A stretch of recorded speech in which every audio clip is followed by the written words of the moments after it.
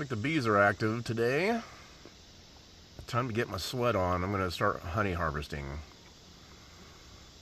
And it's 100 degrees, so yeah.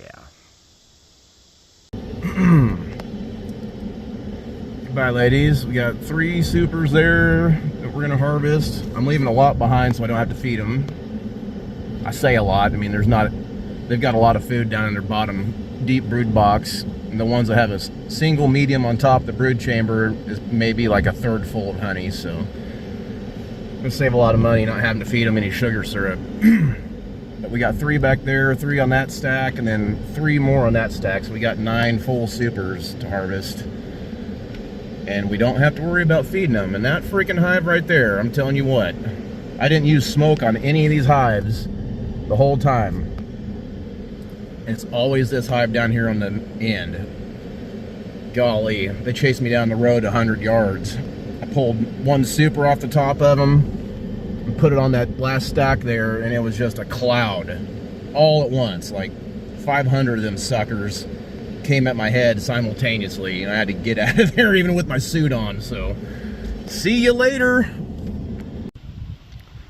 Time to work yard number 2. Call it the squatch yard. So we got potentially 1, 2, 3, 4, 5, 6, 7, 8. I'm gonna say 10 to 12 honey supers in here that might be harvestable. Bee traffic is pretty busy. I'd say they're probably just gathering water more than anything, but I'll bet they're getting some pollen from the early goldenrod as well. So I'm gonna give them some mite treatments first with some oxalic acid vaporization, and then I'm going to start stacking supers on top of bee escapes after I get them all treated. And it is now noon and 100 degrees, so but there's a really nice breeze, so it's going to hopefully keep me cool, because that last yard, I've already drank 2 of these bad boys today, and it's only noon, so that's a gallon.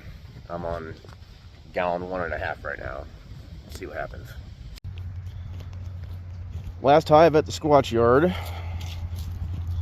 at that honey, baby. Looky down in there. That's what I'm talking about. Honey. Wall to wall, pretty much. This is August 15th, so they've already eaten some, but I think everything else they've been bringing in, they've been putting down the brood chambers. So there's 2 boxes on this hive here, and then, like I said, this last hive I got to pull honey on, and then these girls here is where I'm putting the escape board. I got 1 there, and 1 on each of those hives on that pallet. So yeah, there's going to be 9 harvestable honey supers. Probably 250 pounds worth of honey, if I had to guess. If there's at least, 30 pounds or so, let's see, yeah, maybe 300 if they're heavier. We'll see. I'm curious to see how many 5-gallon buckets I fill up. All right, squatch yard girls. Thanks again. See you in 3 days. 1 day per super is how long it takes them bees to clear out. Yard number 3 at my parents' house. So I'm gonna say one of those supers on the very top probably will be left behind, so there's 2 there. I would say definitely 4 on that double pallet. The top ones I'll probably leave behind, that way I don't have to feed them. Probably 1 on that. Let's do some counting. 2, 3, 4, 5, 6, 7, 8, maybe 10 altogether. We'll see what happens. I'm gonna give them all their, I've got a hole drilled in the back of the pallet on the bottom board.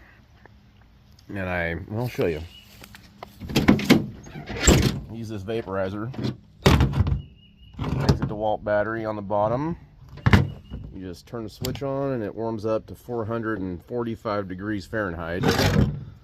That's the nozzle. It's like brass or I think it's brass. It's freaking tough, I know that. Stick it into the back of the bottom board and it holds itself in place like that. And it vaporizes this oxalic acid right here. Another tip for y'all, if you are using a vaporizer like this and your oxalic acid tub gets dried up in between uses, just add some water to it. Take your hive tool or something and kind of chop it up and stir it in to where it's got a little bit of moisture in it, and it'll stay really good inside your tube here. Okay. Took 2 hands to pull that out. That's what she said. Anyways, that's the tube. You adjust your dosage here. I think it's got a 1 to 4 gram dose right here on the bottom. Those little notches, 1, 2, 3, 4. I always put it on 4 now because it's more effective. 4 grams per hive, period. I don't care if it's a single or double. It doesn't hurt them at all, so stick it in there and fill it up. You can see on that side there that it's nice and full. It's got that moisture inside the crystals to hold them in place. It's full away the bottom. And hang on a second. I've got a bag of these dry crystals right here. This is the bag that comes in that I use anyway. That stuff doesn't want to, it's really dry and powdery, but it's really small crystals whenever it comes in this dry bag like this, but I can't ever get them to stick up inside that tube. So this is why I revert to the put some water in it method. It'll stay in the tube. Whenever you drop it, I think the water acts as a little bit of a, it produces steam because it's so hot, you know, and it just comes right out the nozzle a lot better, I think, in my opinion, than just use. If you can get it to stick in here as a dry powder, good for you. I have not been able to do it yet. It just, every time I try to pack it in and fill up the dosage on the tube, it just falls right back out, either in the container or as I'm lifting it over to put it in the nozzle, it falls out. So I always just add a little bit of water to it. Fun tips. Gallon 2 of water. Hydration. Click. Oh, I already had it on. All right. Turn it on and let it run. Simple as that. All right. I just got done lifting honey, putting the skateboards on. That deep right there came off of this hive. I had an excluder in between it. It is completely full of honey. And every medium I've got above an escape is crammed with honey. I left the ones that were, you know, not fulled up for the hives to eat, so I don't have to feed them. So we got 1, 2, 5, 8, 9 mediums, and then 1 deep. So, oh my gosh, I'm telling y'all, these freaking boxes are like, they weigh like 45 or 50 pounds. So there's got to be, 35 pounds. I'm just going to lowball it and say 30. So we got 9, I said. 1, 2, 3, 4, 5, 6, 7, 8, 9.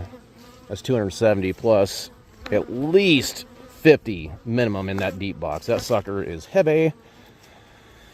I need to drink some more water. Uh-oh. I just got done looking. I think I might have to tape that little knot hole just to be safe. I taped a couple other things. That joint was, I don't think it was quite wide enough for the bees to go in and out of, but I don't want to take a chance, so I'll get another piece of tape here. So we have 9 times 30 is 270. Oh yeah, we're 300 plus in this yard. Very nice. And I don't have to feed any of these hives. I'm not taking every drop from them. It's not very efficient. I figured out last year actually that feeding bees is quite expensive if you take all their food from them. So anyways, I got one. This is yard number 3 for today. So we're at, I'm gonna say we're gonna have about 1,000 pounds this year altogether, if I had to guess. Between the 3 yards I've got east of town and the yard at my house just has 4 hives. I'll probably only honestly harvest 1 super from one of those hives. That way I don't have to feed them. But yeah, we're gonna be pushing the 1,000 pound mark this year. Pretty happy about it.